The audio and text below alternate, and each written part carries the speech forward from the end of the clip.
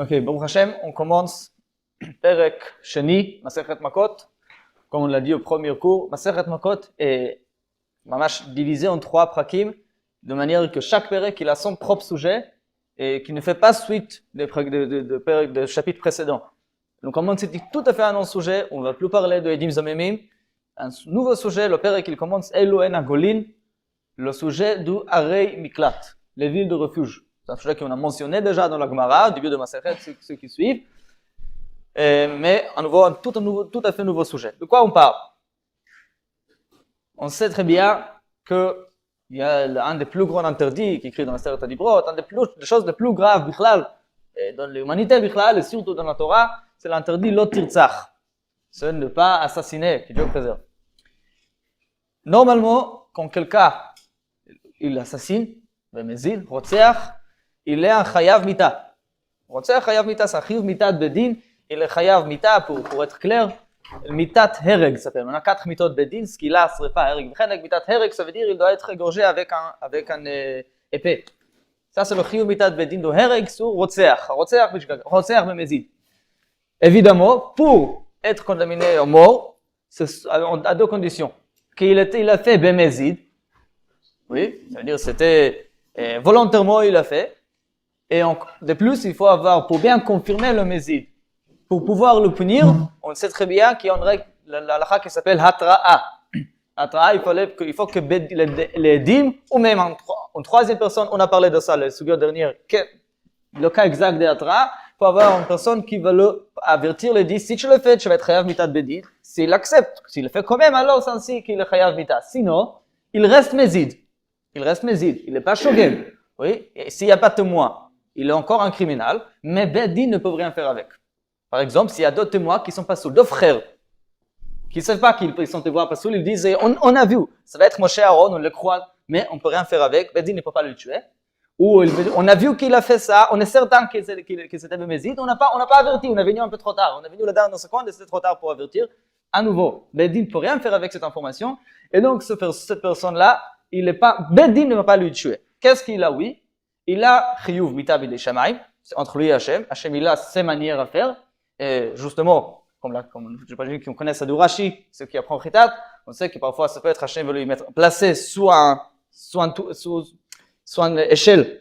Il y a un autre juif qui va monter sur l'échelle, il pourra tomber sur lui, comme c'est l'exemple donné, qu'on verra ça aussi. Et Hachem, il va trouver sa manière, comment, on va dire, finir le compte, fermer le compte avec cette personne, avec ce criminel qui a fait, évidemment, on verra terrible.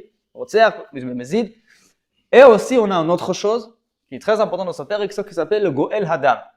Et pour traduire, Goel, c'est celui qui va libérer le sang. Ça veut dire quoi, le vengeur?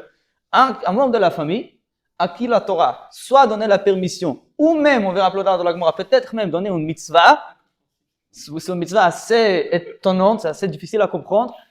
La Torah, elle est soit permis, soit donner une obligation de venger ce crime qui a été fait de son prochain, un membre de famille, et alors il a le droit, soit l'obligation de lui tuer.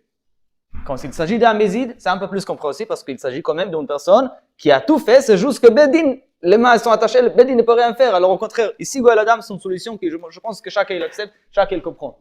C'est un chien d'Hachem. Kiviachol, c'est à lui de venger. La Torah elle dit Bedin ne peut pas, c'est à toi. Moi, j'ai pas le droit sur la vie de quelqu'un d'autre. Hachem qui a le droit. Hachem te donne la permission de le faire. Mais c'est quand même une chose assez profonde, assez difficile à comprendre, j'avoue. C'est une chose à comprendre, surtout quand il s'agit du prochain cas qu'on verra. Alors ça, c'est pour Mézid, oui. Le cas de Mézid, on sait que si on a les conditions légales qui permettent à Bedin de lui tuer, Bedin va le faire. Si Bedin ne peut pas le faire, alors ça reste entre lui et Hachem. Au maximum, c'est le Goel Hadam. On va prêter son nom, le vengeur, le membre de la famille. Après, on sait très bien qu'il y a celui qui tue Beshogeg. Inadvertance, merci. Celui qui est Shogeg, on sait de manière générale, j'imagine que tout le monde a entendu, que c'est ici arrive le sujet de notre Perek, Arei Miklat. La Torah est prescrite de prévoir des villes de refuge dans lesquelles cette personne, s'il a tué un Beshogeg, elle doit se sauver, oui, elle doit être exilée, se réfugier dans cet endroit, rester là-bas jusqu'à la mort du Kohen Gadol, comme on le sait, comme on verra après aussi dans la Gemara. Et à quoi ça sert? On dit que bien qu'il était shogeg et pas mezid, si le Goël Adam lui retrouve n'importe où, en dehors de cette ville de refuge, il peut lui tuer. Ok? Même s'il est shogeg. Ça, c'est un dit encore plus étonnant, mais c'est ça l'halakha. En l'odam, la Torah a permis le sang de cette personne. S'il est dans la ville de refuge, alors il a la kafara et alors ici il est protégé. Mais le problème il est, ça va être le sujet essentiel de notre père, que ça c'est un problème en vérité très général dans la Torah, que je ne sais pas à quel point on réalise. Le concept du shogeg, ce concept-là, qui on répète 1000 fois, shogeg, shogeg, shogeg, je pense que tout le monde connaît ce shogeg, il est en vérité partout et surtout ici très très difficile à définir. Parce qu'on a une autre chose qui ressemble beaucoup à ça, qui s'appelle ones. Un homme qui est, on va dire, un cas de force majeure. Un homme qui est complètement, comment on appelle ça, innocent,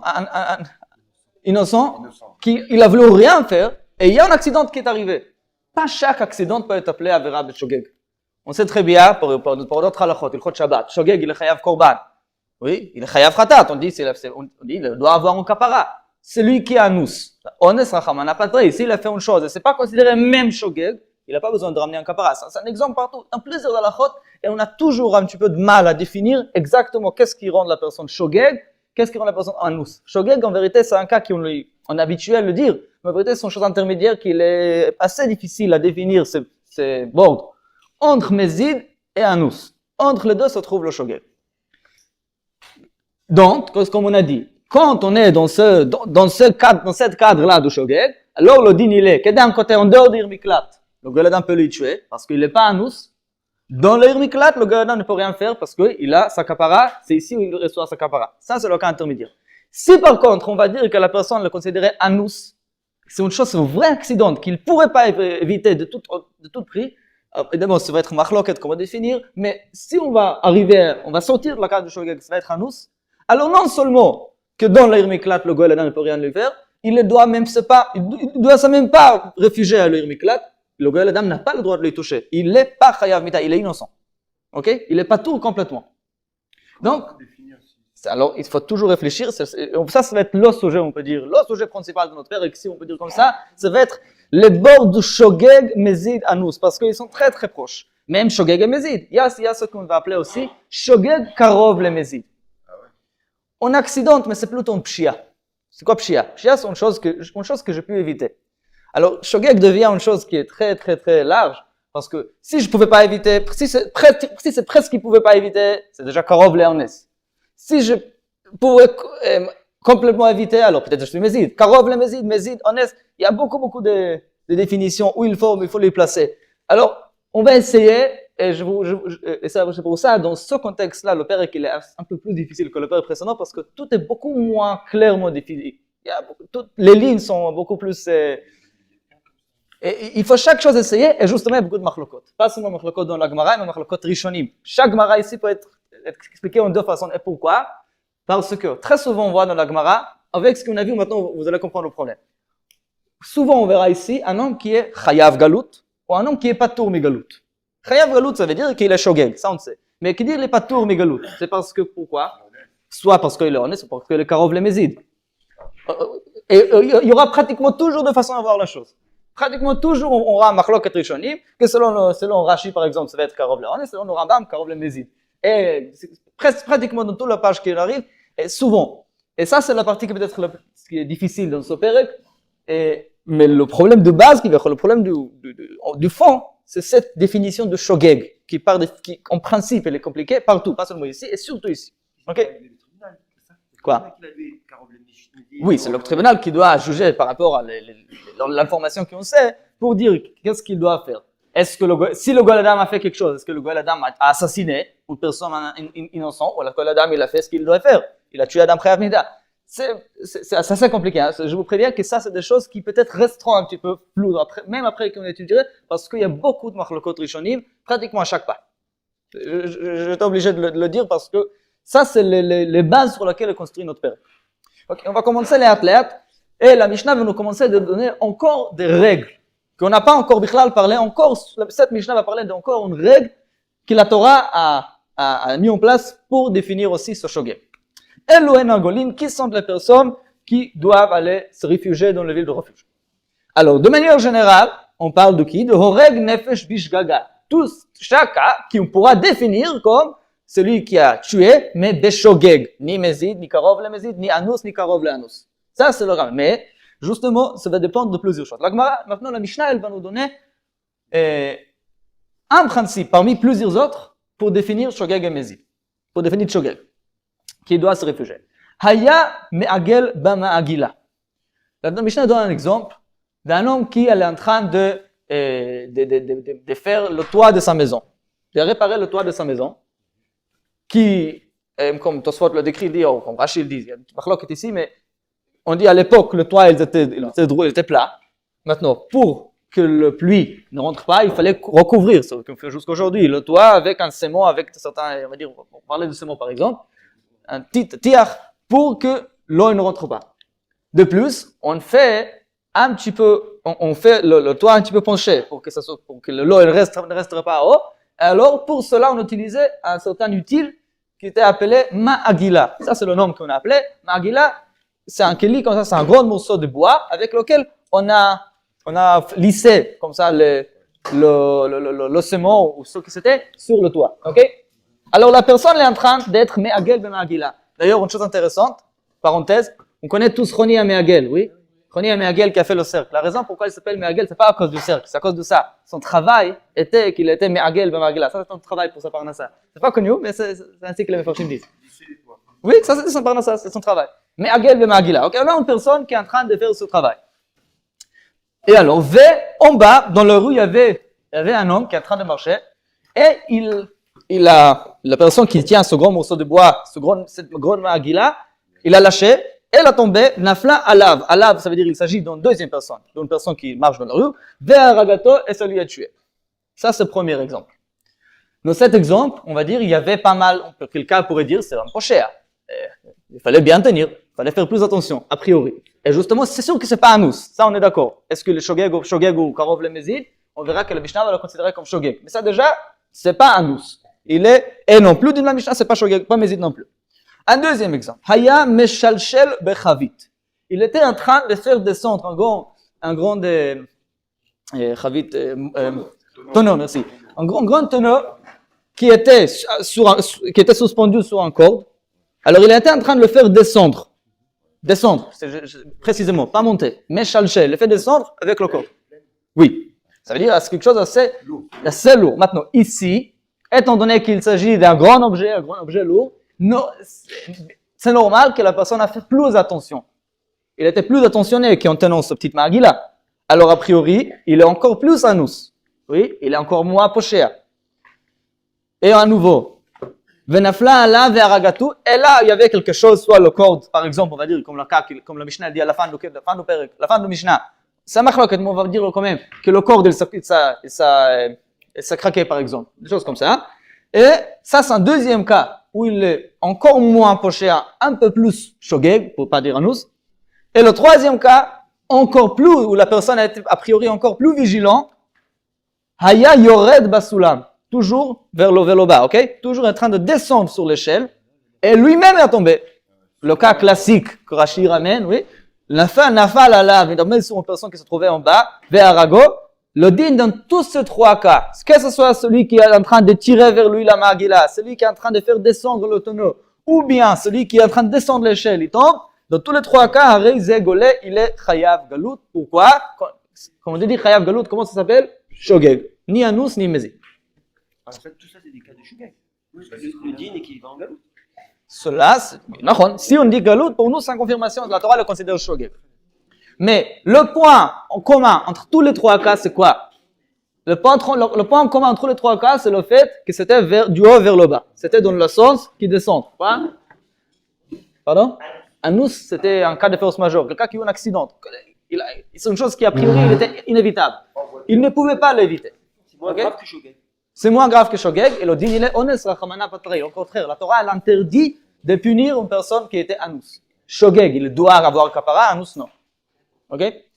Maintenant, par contre, aval, imaya moshech b'ma'agila, il n'était pas en train d'être me'agel b'ma'agila, il était en train de moshech b'ma'agila, il était en train de faire monter, il était dans l'autre sens, avec cette ma'agila, il est en train de monter du bas vers le haut. Après, en vérité, là, je dois avouer, je ne connais pas exactement la méthode, je ne peux pas exactement vous donner de quoi ça a l'air, mais ça, l'idée elle est qu'il était du bas vers le haut. Venafla ala veragato. Ou dans le deuxième exemple, à nouveau, pour le tonneau, il n'était pas en train de le faire descendre. Il y a dolé bachavit. Dolé, en hébreu, ça veut dire qu'il est en train de faire monter le tonneau. Et la Mishnah, elle dit clairement, venifsak achevel. Et c'est ici où le corps se coupait. Et venafla ala veragato, c'est ici où ça tombait sur une personne. Ou le troisième cas, haya olé basulam. Il n'était pas en train de descendre l'échelle, il était en train de monter l'échelle. Venafla ala verago, hareize eino golé. Maintenant, quand je me dis, quand on dit eino golé, tout de suite ça montre la question, c'est parce que c'est méside ou parce que c'est un S. Toujours, dans tout le péré qu'on verra pas tout, c'est pour être traduit soit parce que c'est plus grave ou parce que c'est moins grave. Et la Mishnah, elle nous donne la règle, zé aklal.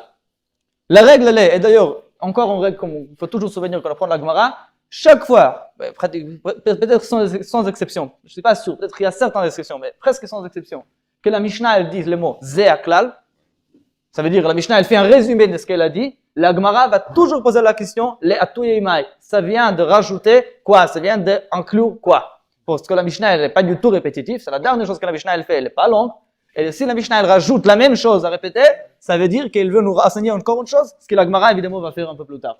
Mais la Gemara, la Mishnah nous dit en klal, kol shebederech iridato golé, tout accident, on va dire comme ça, arrivant, dans le sens d'où, en train de descendre, il est chayav galut, il est considéré comme shogeg qui est chayav galut, shelo bederech iridato, celui qui n'est pas dans le sens de descendre, eino golé. Ok? Que en descendant, c'est ainsi qu'on est chayav galut. Même si lui montait par exemple l'échelle, lui montait le tonneau. Oui, tous les deux cas. Le tonneau, il est descendu. Oui, mais quand c'était fait de manière bederech aliyah, il est en train de monter. Pour l'échelle, c'est d'ailleurs une bonne question que la Gemara va poser. Ça veut dire, si, l'idée en manière générale, elle est, si l'accident, oui, le fait que ça la chute, fait une suite directe à ce que moi, à mon acte à moi, par exemple, moi j'étais en train de le faire descendre, et j'ai descendu trop, moi je-même j'étais en train de descendre, j'ai descendu trop le magila, ici, ça va être considéré comme suite de ce que je fais, et alors je suis chayav galut. Si, c'était pas une suite, bien le contraire, c'était le sens contraire de ce que je fais. Et moi je voulais que ça va monter, et ça a descendu quand même. Oui. J'étais en train de le faire monter et ça fait le sens contraire, c'est ici où je suis pas tout. Maintenant, avant d'expliquer la raison qui n'est pas écrite dans la Gemara, je veux continuer encore deux lignes de la Gemara. La Gemara tout de suite, Mina hanemilei. D'où vient cette règle que tout dépend du sens? D'où vient cette règle que tout dépend du sens de ce qui était fait avant la chute? Dit la Gemara Amar Shmuel, de Amar Kara. Il y a un pasuk qui le dit. Vayapel alav vayamot. La Torah d'ailleurs, il faut savoir cette histoire-là de celui qui tue Beshogeg, elle se répète quelques fois dans la Torah, Parashat Mishpatim, Parashat Pinchas, Parashat Matot, et il me semble que j'ai un parashat aussi à Parashat Vaetchanan, ça c'est mentionné. Quelques fois ça se répète, Parashat Shoftim, Vaetchanan et Matot. Matot et Vaetchanan. Peut-être encore une fois quelque part. Excusez-moi si je ne dis pas le parashat exact. Et une des fois que la Torah elle parle de ça, la Torah elle dit Vayapel alav. Il l'a fait tomber sur lui. Ok? Vayapel alav. Ça veut dire Vayamot. Ad sheipol derech nefila. Ça doit être seulement si ça tombe dans le sens du chute, c'est-à-dire du haut vers le bas. Alors c'est ainsi que Shmuel interprète le pasuk. Maintenant, en voyant la Gemara, on peut avoir l'impression que c'est un Gzerat HaKatuv. C'est un chok, c'est comme ça. Il ne faut pas chercher la logique. Ça veut dire que ça n'a rien à faire avec la question du shogeg, anus, mezid. Peut-être qu'il est bien shogeg dans tous les deux cas. Seulement que la Torah nous dit que voilà, il y a une exception. Mais juste pour vous dire que le Rambam, quand il amène cette halakha, le Rambam il rajoute une explication et il dit que non, que cette personne, quand on a dit que la personne qui fait monter, il est patour, c'est parce qu'il est considéré un petit peu anus, karov le ones, kmo pele. Après, je doute un petit peu si je suis pas à 100% sûr, si j'ai bien compris la logique que le Rambam il dit, mais le Rambam il dit que naturellement c'est plus courant, c'est une chose qu'il fallait plus faire attention en descendant un tonneau par exemple qu'en montant un tonneau.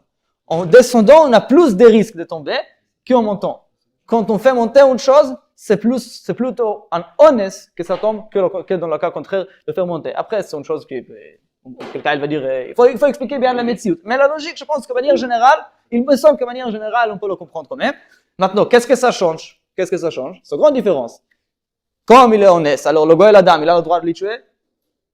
C'est sûr que non. Si on aurait dit, par exemple, quelqu'un il aurait dit, c'est vrai contraire, que le cas de monter, c'est Karov le Mézid. Il était aussi patour, oui? Mais il était aussi patour, donc c'est beaucoup plus grave. Il était patour, il n'a pas de kapara, il n'a pas de solution pour goy et la dame, n'importe où, le goy et la dame peut les tuer. C'est pas ce qu'il me dit. Le Rambam, il précise qu'il s'agit ici de anus. C'est une chose qu'il ne pouvait pas éviter, il a fait tout ce qu'il pouvait et ça tombait quand même. Alors ici, dans le cas du Aliyah, il est patour, ok? Après, je ne sais pas si on pourra appliquer cette svara du Rambam dans tous les cas de Gemara plus tard. Ça va, oui, rester un certain règle comme ça, à la chik, du Aliyah Yerida, pas seulement cette question-là de Shogeg et Anus, mais de manière générale, ça c'est l'explication que le Rambam donne. Ok, on va avancer. La Gemara ramène un braïta qui interprète quelques mots du pasuk, toujours là-bas à Parashat Matot, il me semble, Matot, on essaie, il me semble que c'est Matot, qui parle de celui qui tchou beshogeg. Tanu Rabbanan, bishgaga. Le pasuk dit, Maken nefesh bishgaga, dans une inadvertance, parat le mezid. C'est pour exclure le cas de celui qui tue volontairement bemezid. Deuxième chose, une autre expression donnée par la Torah, quelques psukim plus tard, celui qui a tué son prochain bibli dat, sans savoir. Oui, c'est un pasuk là-bas, un pasuk par Jacques Letranan, sans savoir, sans vouloir, il l'a fait. Alors, à nouveau, pourquoi la Torah le dit? Prat le mitkaven, pour exclure celui qui est mitkaven. Maintenant, la question évidente est là, c'est quoi la différence? Mezid, mitkaven, ça a l'air être, c'est pratiquement la même chose. Alors justement, la Gemara, elle va essayer d'expliquer, mais la Gemara, elle a une question encore plus grande que ça. Pas seulement c'est quoi la différence entre Mezid et mitkaven. La Gemara, elle comprend bichlal pas pourquoi il faut dire que Mezid et mitkaven sont pas tout. Dis la Gemara. La différence entre Bidaat et Bishogeg. C'est aussi la même question. Exactement. Qu'est-ce que c'est quoi? Bishogeg, Bidaat, Mezid, mitkaven. Mais la Gemara, elle a une question plus grande que ça. Dis la Gemara. Quoi? Dis la Gemara, Mezid. Tu me dis qu'il faut avoir un pasuk pour dire qu'un Mezid il est patour. Pshita. Barketa lahu. Un Mezid il est chayav mita. Personne va dire qu'un Mezid il va aller à mita. Il va aller à miklat. Il doit être tué. S'il est tué, il n'est pas à miklat. Bien sûr, on ne peut pas parler de Mezid. La question n'est pas seulement la différence entre Mezid et mitkaven. Bichlal qui a besoin de pasuk pour dire que Mezid qui est tué d'ailleurs, qui doit aller à miklat. Répondre la Gemara. Amar Rava. D'ailleurs, il y a une autre version qui dit que c'est Rabba. Bon. Amar Rava. Eima, il faut dire, comme la Braïta, elle nous dit Mezid. Elle ne parle pas de Mezid. Elle parle de qui? Prat le Omer Mutar. On sait que dans le Shogeg, il y a différentes sortes, différentes manières d'être Shogeg. Par exemple, à Shabbat. Il y a un Shogeg qui sait pas que c'est Shabbat, il sait que c'est Assour, il sait que c'est Shabbat. Il y a un contraire qui sait que c'est Shabbat, mais je ne sais pas que c'est Assour. Oui, il y a deux sortes. La même chose aussi, de manière générale, quand on parle de quelqu'un qui tue Beshogeg, on parle de quelqu'un qui n'a pas voulu tuer. Il sait très bien que c'est interdit. C'est ce que Dieu préserve, c'est pas ça qu'il a voulu faire. Maintenant, dit Rava, ici, quand on dit Mezid, on est en train d'exclure quelqu'un d'autre. Un Shogeg, pas parce qu'il ne savait pas qu'il y a ici une personne ou quoi, c'était un accident. Non, il savait très bien ce qu'il fait. Mais pour lui, cette personne a le droit de les tuer. Il m'a fait ça et ça et ça, et alors, bien sûr qu'il est chayav mita. Une personne qui a pensé que, moi je l'ai vu qu'il est mechalel Shabbat. Je sais pas, une personne qui a lu le texte, qui connaît rien, et a lu le texte, c'est mechalale amot yumat. Alors pour lui, je dois les tuer. Je sais pas, on a une personne qui a eu cette erreur, ok? Et je sais pas, Pinchas c'est un cas où c'était moutard d'ailleurs. Mais, quelque chose comme ça. Alors, ça c'est un shogeg dans notre manière, hein, c'est, quoi? Alors, pour Shabbat, ça aurait été shogeg. Pour Shabbat, quelqu'un qui dit, moi je pensais que c'est moutard. Il est shogeg, il n'est pas mezid. Il n'est pas anus non plus, il est shogeg, il est Robin Korban Khatat. Ici, dit Rava, dans notre cas, peu importe la raison maintenant, le Rishonim donne la raison, mais pour Rotseach, une chose pareille n'est pas acceptée, c'est pas shogeg. Alors, dans ce cas-là, il n'y a pas Irmiklat. La Torah, elle ne te permet pas de te réfugier et de te protéger d'un Irmiklat juste parce que tu as pensé que tu as le droit de les tuer. Ok? Ça, c'est une chose qu'on n'accepte pas concernant Rotseach. Ça, c'est la manière. Alors, pour Rava, quand la Braïta, elle dit Mezid, elle parle de celui qui est, entre guillemets, shogeg, de manière de Omer Mutar. Il pense que c'était permis de le faire dans ces circonstances. Amar le Abaye, dit le Abaye, I Omer Mutar, Anusu. En vérité, il y a la même discussion entre Rabba et Abaye plus tard, deux dapim plus tard. Et la même question, la même réponse, qu'on voit qu'il y a un machloket de base entre Abaye et Rabba, comment voir Omer Mutar dans ce sujet. Pour Rava, c'est évident que Omer Moutar, dans ce cas-là, il n'est pas accepté. Pourquoi? Parce que on ne peut pas tuer une personne juste parce qu'on pense. Et il ne sera pas considéré comme honnête. Comment il est considéré? Comme Karov le Mézid. C'est pas Mézid Mamash, parce que quand même il ne savait pas, mais il est plutôt Mézid. Et pourquoi? Parce que il fallait étudier. Shigegat Talmud ou Lazadon, par exemple, on sait d'exception pareille. Alors, quand il s'agit de la vie d'un autre juif, ça va être considéré plutôt plus proche de Mézid que de Shogeg. Par contre, Abaye, il dit, je ne sais pas qu'est-ce qu'il y avait, il fallait qu'il étudie, il fallait faire plus de choses. Là, à l'instant, dans les circonstances existantes, il donne l'information qu'il a. Pour lui, il y a une mitzvah de tuer cette personne, dans sa tête. Alors pour lui, pour Abaye, quand je regarde que ça, alors il pas seulement qu'il n'est pas Mézid, il n'est même pas Shogeg, il est Anous. Avec l'information qu'il a maintenant, on peut avoir des questions, pourquoi il pense comme ça? Mais c'est pas notre question maintenant, on n'est pas en train de lui juger pourquoi il va marrer, etc. Notre din Torah maintenant, c'est pourquoi tu as tué. Pourquoi j'ai tué? Parce que j'étais Anous. Parce que je pensais que la Torah, elle me dit qu'il faut le faire. Alors pour Abaye, Omer Moutar, c'est Anous, c'est bien tout à fait le contraire. Juste on va finir la phrase après. Amar Lei, répond-lui Rava. Maintenant, en vérité, c'est pas en réponse, c'est en machloket. Il n'y a pas ici un dialogue, c'est un monologue. C'est chacun, il dit son avis. Répond-lui Rava. Non, moi, je suis pas d'accord. Juste on va terminer, après on va voir la question tout de suite. Chez Ani Omer, à mon avis, autre mot que toi, à mon avis, ha Omer Moutar Karov le Mézid. Et donc, quand la Braït, elle a dit Mézid, elle a parlé de Omer Moutar. Ok? Alors, il n'y a pas ici chacun, il reste dans le sien. Chaque personne accepte l'avis de l'autre. Ni ici, ni plus tard à Daftet. Mais, ce qu'on a, oui, que Abaye Rav alors son cholek, est-ce que c'est lui qui a tué parce qu'il était sûr que c'est Moutar, même Mitzvah par exemple, il a pensé, moi j'ai vu moi-même qu'il fait quelque chose, alors il est Mita. Alors dans ce cas-là, pour Abaye, si je vais aller les juger, pourquoi tu n'as pas étudié? Ici il est coupable, il fallait étudier, alors il est coupable du fait qu'il n'a pas étudié. Mais si je vais lui poser la question, pourquoi tu as tué? Ça c'est une conséquence. C'est une fois que je n'ai pas étudié dans la situation actuelle, je suis Anous, j'ai eu rien d'autre. Je n'ai pas de choix a priori. Ok? C'est ainsi qu'il voit la chose Abaye. Par contre, Rava, il dit, non, je ne regarde pas que le cas actuel ici. Je regarde la grande image. Et de manière générale, cette personne, elle a fait une chose, il y a un juif qui est mort, sans raison, juste parce que toi, tu as pensé, il fallait être plus responsable, on ne ferait pas une décision pareille, sans regarder. Ok? Alors ça, c'est la machloket entre Abaye et Rav, est-ce qu'il est Karov le Ones ou Karov le Mézid? Maintenant, avant que je passe à la question, une chose. En quoi ils sont tous les deux d'accord? Qu'il n'est pas tour mais Irmiklat. Ça, tous les deux sont d'accord. Il ne va pas Irmiklat parce que c'est sûr qu'il n'est pas Shogeg. La question elle est, est-ce qu'il est pas tour en raison d'être Mézid, en raison d'être Anous? Nafkemina, est-ce que le Goël Adam peut les tuer? S'il le considère Karov le Mézid, alors le Goël Adam peut le tuer, selon Rava. Selon Abaye, étant donné qu'il est considéré comme Anous, le Goël Adam ne peut pas le tuer. Ok? C'est une grande différence. Oui.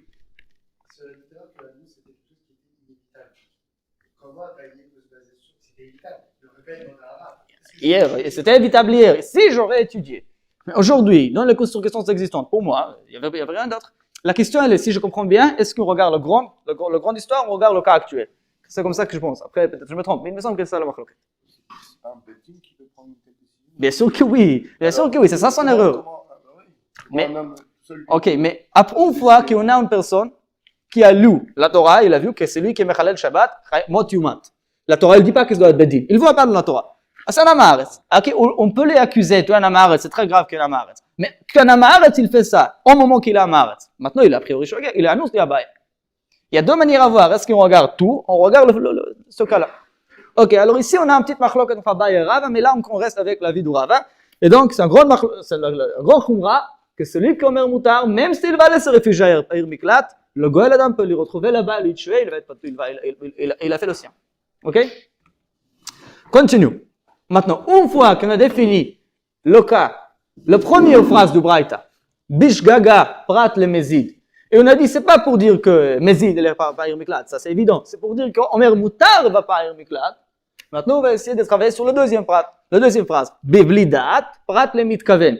À nouveau, la même question, Pshita. Si tu es Mitkaven, tu es Chavita. Oui, pendant la Gemara, prat le Mitkaven Pshita. Barketalo, c'est la même chose que Mézid.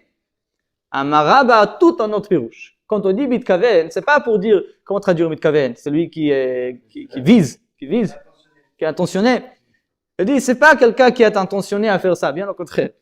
Prat le mitkaven laharog et abema ve'harag et adam. C'est tout à fait le contraire. On est en train d'exclure celui qui a eu une autre kavana, pas la bonne. Prat le mitkaven a une autre chose.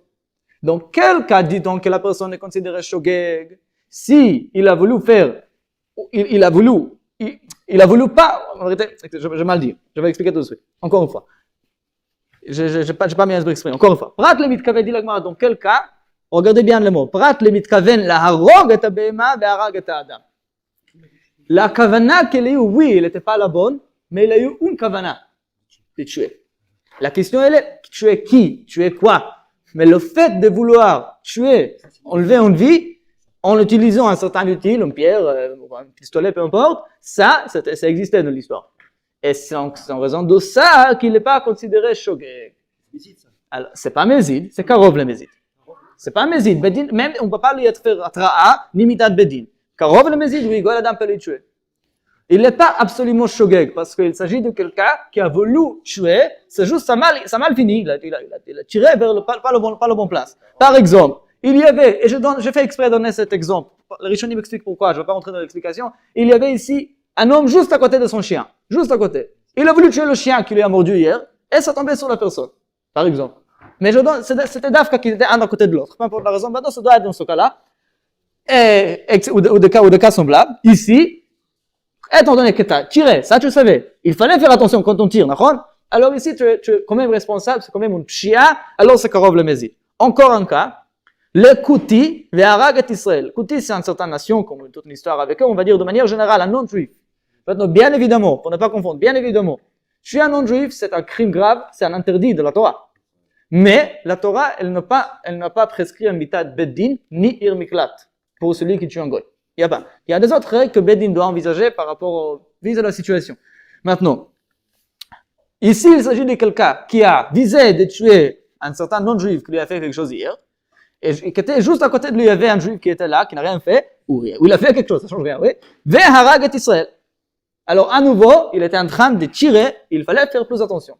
Le troisième cas, le nefel ve'harag ben kayama. Le troisième cas, il est de quelqu'un, il y a ce que la Torah elle appelle nefel. Un bébé qui naît avant le 9 mois, maintenant, qui naît prématuré. Maintenant, aujourd'hui, c'est pas du tout les mêmes règles à l'Afrique. Aujourd'hui, c'est pas le monde a un peu changé, comme ça le Rama il ramène, donc plusieurs choses. Mais comme c'était à l'époque de la Gemara au mois, celui qui est né dans le 8e mois, par exemple, d'après la Torah, il ne peut pas vivre. Et alors, celui qui le tue, il n'a pas tué un cas vivant. C'est intéressant parce que dans le 7e mois, alors c'est bon, 8e mois, non. C'est 6 mois. Je ne sais pas à quel point, parce que... Oui, plus que 7e. Parce que... Oui, mais parce que c'est intéressant, parce que le Rama, il ramène dans ce contexte qu'il y a une différence entre... À l'époque, je vais t'expliquer, à l'époque, le 7e mois, le bébé, il est né grand, prêt, pas prématuré. Aujourd'hui, 7e mois, c'est quand même prématurité, encore plus grande, c'est juste peut-être moins dangereux, comme tu dis, mais à l'époque, c'était le bébé, c'était pas prématuré. Et cela, le Rama, il dit que ça n'existe plus aujourd'hui, ça a changé. Et il y a beaucoup de nafkeminot, c'est tellement simple pour vous dire. Un bébé qui naît dans le 8e mois, al-pi halakha, aujourd'hui, si j'ai bien vu, si j'ai bien compris, c'est pas du tout la même règle, mais al-pi halakha, un bébé, c'est écrit dans le Shulchan Aruch, qui naît dans le 8e mois, le Shabbat, il est muktzeh. Il n'est pas un être vivant, c'est comme un pire. À tel point, parce que la Torah, il ne considère pas vivant, il ne peut pas vivre. Ok? Alors Shabbat, c'est très compliqué. Hein? C'est compliqué, hein? C'est pas simple. C'est pas simple. Alors, juste pour vous dire, alors évidemment, c'est pas notre sujet évidemment, alors un nefel pareil, il est considéré évidemment, il n'y a pas de chiyuv mita sur celui qui le tue, un nefel. Mais, alors, quelqu'un il a voulu, peu importe pourquoi il a voulu tuer un nefel, je ne sais pas pour quelle raison, chas shalom, et ça tombait sur un autre bébé à côté qui était Bar Kayama, ici à nouveau c'est la même chose. Le point en commun il est quoi? Qu'il y avait une certaine kavana. La kavana de tuer était là. Ça mal tombé, mais il y avait la kavana et alors il n'est pas shogeg, il est plutôt karov le Mézid. Et à nouveau, le din il est quoi? Le din il est qu'il il peut pas s'aller se réfugier au Miklat, et même s'il va le faire, le Goladam peut le tuer n'importe où. Ok. Alors ici, tu diras, c'est 7 mois ou 8 mois?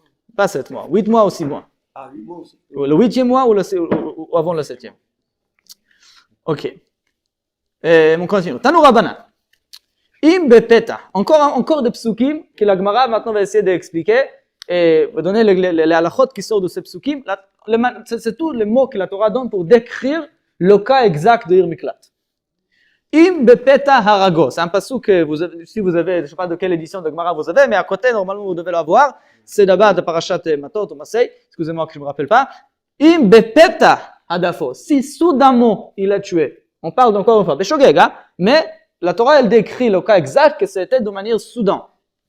Dit la Gemara pourquoi? Soudain, comment dire? Soudain. Ah, une manière, merci. Oui. Une manière soudaine. Oui, merci. Im bepeta. Prat le Keren Zavid. C'est va pour exclure un cas assez particulier d'où Keren Zavid, c'est un coin. Un cas du coin. Maintenant, c'est un peu difficile à exactement illustrer le cas exact, mais il y a deux piroshim d'ailleurs, comment traduire cette Gemara, comme plusieurs autres choses dans lesquelles on n'a pas rentré. De manière générale, on parle ici d'un homme qui marche avec un couteau. Qui a un problème d'ailleurs, marche avec un couteau dans la rue. Non, c'est pas évident. Marche avec un couteau dans la rue.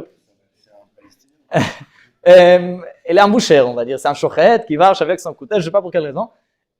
Maintenant, lui, il sort d'un mavoy, il sort d'un impasse, d'une impasse. Et il y a dans la rue quelqu'un d'autre qui marche.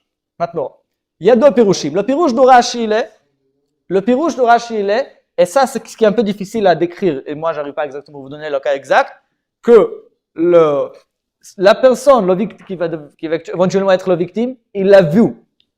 Il lui a vu avec le couteau, mais lui, il l'a pas vu, le victime éventuel. Je sais pas exactement de quel angle c'est arrivé, mais c'est ça le cas qui Rashi décrit. Ça, c'est le cas de Keren Zavid. Il est en train de tourner, lui, il l'a vu, alors il pouvait se protéger, il pouvait être vigilant, et lui, il l'a pas vu.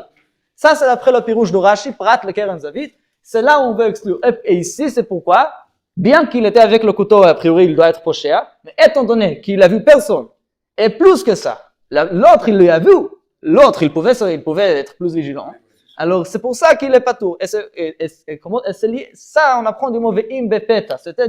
Il l'a fait de manière soudaine. Pourquoi? Parce que, plus que ça, Onkel Ossim dit, peta, c'est bitref. Il était un à côté de l'autre, et d'un coup, il l'a tué. Et si c'était un peu, il l'a vu avant. Le Nirtzach, il l'a vu. Le Nerag, il l'a vu. Alors, c'est pas soudain, c'est une chose qu'il pouvait. Alors, mais la personne, le victime, on peut pas dire qu'il était surpris. C'est une chose qu'il a vu. Il n'était pas assez vigilant. Hein? Alors, la personne a été surprise. Alors ici, évidemment, c'est pas le cas. Et alors, si on traduit ainsi, la personne n'est pas tout. Pourquoi? Parce qu'il est méside ou parce qu'il est anous? Anous. Parce que, voilà, j'ai une personne qui a tout vu. Et il l'a fait pas. Alors, qu'est-ce que je veux de moi? Alors, selon le pirouche de Rashi, selon l'interprétation de Rashi, ici, il n'est pas tout, il est anous, et donc le Goladam ne peut pas lui tuer même dans sa vie. En bonne question, je n'ai pas la réponse. Et justement, il y a le pirouche de Rambam. Le Rambam, Rabbeinu Hananel des autres, qui disent le contraire. Ici, on parle d'un cas que personne ni l'un vu l'autre. Mais, quand on marche avec un couteau dans la rue, le karob le mézid, on est poché. Et alors, on n'est pas tout de quelle raison? Bien au contraire, parce qu'on est karob le mézid. Ok? Il y a deux manières comment interpréter cette Gemara, soit pour dire anous ou pour dire mézid. Ok? Mais ça, c'est le cas de Keren Zavid, du coin. Prochainement dans la Torah, prochaine expression que la Torah elle dit, Belo Eva, sans haine. Eva, c'est la haine. Okay?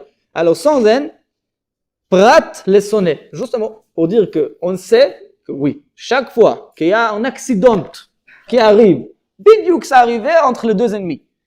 Ça, c'est une chose qu'on n'accepte pas. Et il n'y a pas de capara pour ça. Et le Goël Adam, il peut le tuer parce qu'on suspend, on va quand même dire que Mistam, il y a une raison que c'est arrivé entre eux, et pas n'importe qui. Ok? Quand il y a Sina, ok, après c'est la question exacte, à quel niveau de Sina, il y a écrit une chose, je pense qu'on verra ça plus tard, ils n'ont pas parlé pendant 3 jours, des choses comme ça. Il y a des manières de limite, comment délimiter la Sina qui peut permettre une chose pareille. Bon, il y a des discussions sur ça, mais al kol panim, si on atteint le niveau de Sina dont on parle, alors il y a plus shogeg, ça va être toujours considéré comme robe le mézid. Il n'y a pas de capara de rubrique là. La prochaine chose, hadafo. Hadafo, c'est le même pasuk, hein? Im bepeta velo eva hadafo. Hadafo, ça veut dire il lui a poussé. Alors, c'est un cas de quelqu'un qui tue son ami sans outil, sans aucun clé, sans aucune arme. Il a fait un coup. Maintenant, dans ce cas, Et ici, encore une fois, il y a ces deux pirushim. Est-ce qu'on est en train de dire qu'il est chayav galut, ou en train de dire que c'est pas tout migalut? Ici, dans ce cas, c'est pas deux pirushim mezidano, c'est deux pirushim parce que c'est pas trop clair dans la braïta même. Mais on va dire selon Rashi que la braïta est en train de nous dire qu'il est aussi chayav galut. Bien qu'on aurait pu dire, dans ce cas, je sais pas, quelqu'un qui pousse avec son corps, que, je sais pas, peut-être c'est plus proche à Mézid, qu'un accident pareil est un peu moins probable. Pourtant, on dit Rashi que, la Gemara, elle vient de m'apprendre que ça aussi peut rentrer dans le cas d'Oreg Bishgaga, et alors il peut aller dans Dir Miklat. Oui? Oh Hishlich Alav. Ensuite, la fin du Pasuk, celui qui a jeté sur lui, Oh Hishlich Alav, dit la Braïta, et à nouveau ici, à Machloket Rishonim, comment comprendre la Braïta, mais on va continuer avec Rashi. Lehavi, pour inclure dans le cas de Chiyuv, de Shogeg, de Ir Miklat, Yerida Shehi Tzorech Aliyah. C'est un sujet qu'on va aborder longuement dans la suite de page. Un objet qui descend, mais une descente pour monter. On verra, oui, ça vient d'ici, l'expression vient d'ici, et ça dépend d'ailleurs de différentes pirushim dans la Suga. Le descente qui vient, qui est là pour monter, on verra après des différents exemples, c'est quoi le cas exact. Mais Yerida Tzorech Aliyah, alors, je parle que selon Rashi, après il y a un autre pirush contraire. Mais selon Rashi, quelqu'un il aurait pu dire qu'on regarde son but, qu'est-ce qu'il est en train de faire, et alors ça va être considéré comme Aliyah. Dit Rashi, peu importe, toujours on regarde ça comme Yerida, parce que maintenant il est en train de descendre, ça va être considéré comme Yerida. Bien qu'il y ait un autre pirouche, ok? Mais ça c'est le pirouche de Rashi. On verra un exemple un peu plus tard, un exemple que je suis en train de le descendre, mais pas pour ça. Je suis en train de le descendre pour faciliter la montée après. Ok? Pour faire monter après. Oui. Et il y a des cas qu'on verra après. Vous voulez poser une question même? Non. Okay. Continue. Belot tzdiya. Dit le pasuk, il l'a fait sans. Comment traduire ce mot tzdiya? Faire côté. Comment il traduit ici? Non. Je ne sais pas comment ils traduisent ici dans les mots françaises, mais sans viser un côté. Je ne sais pas si j'ai bien traduit. Sans viser un côté, c'est comme sans viser. Ok, sans viser, ça l'obchat. Tzdiya, ça veut dire viser, mais j'ai rajouté le mot côté parce que ça vient du mot tzad. Ok? Sans viser un certain côté. Qu'est-ce que ça veut dire? Belot tzdiya prat, c'est pour exclure. Et ça, c'est pour exclure et pour dire qu'il est considéré anus, ou pas anus, ok? Le mitkaven, le tzad ze, oui, on a parlé avant de quelqu'un qui a voulu tuer le chien, il a tué la personne. Ici, on a dit que ça peut être Karov le Mézid. Ici, c'est un cas qui s'était tous ensemble. Mais si, il a voulu jeter ici, mais ça tombait tout à un autre endroit. C'est parce qu'il y avait arrivé un vrai accident. Au lieu d'aller ici, ça allait là-bas. Ici, c'est considéré comme Karov le Anus. Je ne sais pas si Anus mamash, mais Karov le Anus. Hein? C'est pas mamash Anus quand même. Hein? Peut-être qu'il a besoin qu'à part entre les Hachem. Qui t'a demandé de jeter. Quand même, mais dans des cas pareils, il est Karov l'anus. Peut-être honnête, ça dépend du cas, Pachout. C'est une bonne question, je ne connais pas la réponse. D'ailleurs, le Rambam dit qu'il ne considère pas anus. Je ne connais pas la réponse sur cette question sur Rashi. Oui, il y a des choses qui restent un peu ouvertes. Mais... Une balle qui ricochette, par exemple. Oui, mais ça aussi, ça non plus, c'est évident. C'est lié, mais ce n'est pas évident non plus. On va arriver à plus d'exemples un peu plus tard.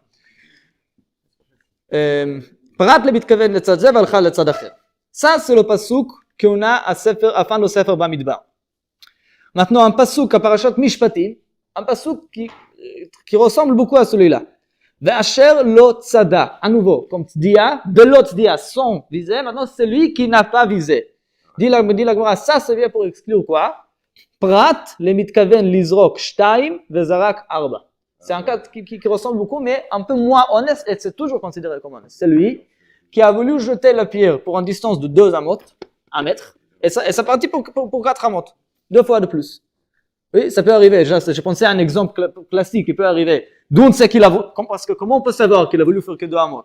Après, il va mentir, il va dire je voulais faire. Je pense à un exemple classique. On a des personnes qui jouent dans le parc avec ses balles en métal pour faire tomber des. Alors, et ça tombait beaucoup plus loin et ça tuait quelqu'un. On sait très bien qu'il est en train de jouer. Oui, il est en train de jouer, d'essayer il a visé ce morceau de bois qui était 1 mètre de lui, 2 mètres de lui. Et ça arrivait 10 mètres. Alors c'est un exemple qu'on voit clairement, il itkaven lizrok shtaim, mais zarak arba. Oui. Alors ici, c'est à nouveau, c'est pas le shogeg classique. Pourquoi? Parce que le shogeg classique, il est que c'est dans le même endroit où je voulais jeter, c'est là où j'ai tué. sans que j'ai pas voulu tuer, j'ai voulu simplement jeter à cet endroit sans tuer. Ici, c'est un autre cas. Et pourquoi? Parce que cette balle a tombé à un endroit où j'ai pas visé, un endroit que j'ai pas voulu que ça tombe. Vous voyez? Il n'y a pas de haut et de bas. Quoi? Là, il n'y a pas de haut et de bas. Ça veut dire? Quelque chose qui descend. Pourquoi? Il est en train de jeter. C'est droit, hein, en haut. Non, c'est en train de descendre quand même. Mais d'ailleurs, il y a une question que vous posez une question, mais c'est quelque chose qu'on n'a pas traité. Droit. On a parlé que haut ou bas. Oui, c'est Droit. ça. C'est mon question. On va dire, la Gemara ne parle pas de ça. La Gemara ne parle pas de ça, mais c'est possible qu'il a un chayav. Même qu'on voit la Mishnah elle n'a pas dit que c'est Aliyah et Yerida. Non. C'est vrai qu'on a parlé que de haut et de bas. Oui, nous on n'a parlé que de ça, mais c'est Mishnah aussi le chayav. Ok, on continue. Encore un cas. Le pasuk il continue dans l'exemple. Oui, la parashat va être Hanan, si je ne me trompe pas. La Torah elle donne tout un exemple. La Torah elle décrit le cas exact, toute une histoire. Ve'asher yavo et re'eh ou bayar. Oui, vous connaissez cette histoire que la Torah elle dit. Deux personnes qui étaient dans la forêt, une personne elle monte pour couper le bois, et nidcha yado bagarzel, et il y avait un morceau il faut définir quel morceau qui est volé et qui a tué son ami. Alors, qu'est-ce qu'on apprend? Pourquoi la Torah donne cet exemple? Il y a d'ailleurs plusieurs halakhot qu'on apprend de cet exemple, mais là, l'halakha principale, la première halakha qu'on va apprendre, elle est Ma ya'ar, reshut la nizak, vela mazik, li kanes le champ. De même manière que le cas du forêt, c'est un endroit qui n'appartient ni l'un ni à l'autre. C'est un cas d'où c'est une propriété qui n'appartient à personne. Afkol, dans quel cas dit-on qu'il est chayav? Galout, kol reshut la nizak, vela mazik, li kanes le champ. Seulement dans un cas où tous les deux ont le droit de rentrer. À exclure quoi? Pour exclure quelqu'un qui était en train de travailler chez lui, dans son cours chez lui, sa cour à côté de sa maison, et il y avait quelqu'un qui rentre. Alors ici, bien sûr, je devais être plus vigilant que ça. Pour moi, il n'y a personne dans mon cours. Je dois attendre personne. Alors je vais faire tout mon travail. Les choses vont sauter dans l'air. Alors c'est ça que la Torah elle nous dit. Si c'est en forêt, où c'est possible qu'il y ait quelqu'un qui rentre, c'est ici, il fallait faire plus vigilant, c'est ici que tu es shogeg. Non, shogeg. Tu n'es pas mezid. Parce qu'il fallait pas je ne devais pas forcément attendre. Qu'est-ce qui s'est passé aussi? J'étais en train de découper, ça tombait. Mais je suis quand même shogeg et pas honnête. Chez moi à la maison, ici je suis karov l'honnête, qu'est-ce que tu veux de moi? Il n'y a pas besoin de kapara et le goy adam ne peut pas me toucher nulle part. Ok? Ça c'est le cas qu'on va exclure, l'endroit où le domaine privé du mazik. Ok, je pense qu'aujourd'hui on va s'arrêter ici, parce que le prochain suga c'est toute une longue suga. Là, on va travailler, nous opérer qu'il faudra travailler morceau par morceau et rentrer dans les liens. Après on pourra avancer un petit peu plus rapidement. Yar, c'est un endroit, pas Reshut Arabim Malachik, parce qu'il n'y a personne, mais c'est un domaine public, ça c'est vrai. C'est oui un domaine public, c'est pas un domaine privé du mazik. Ok.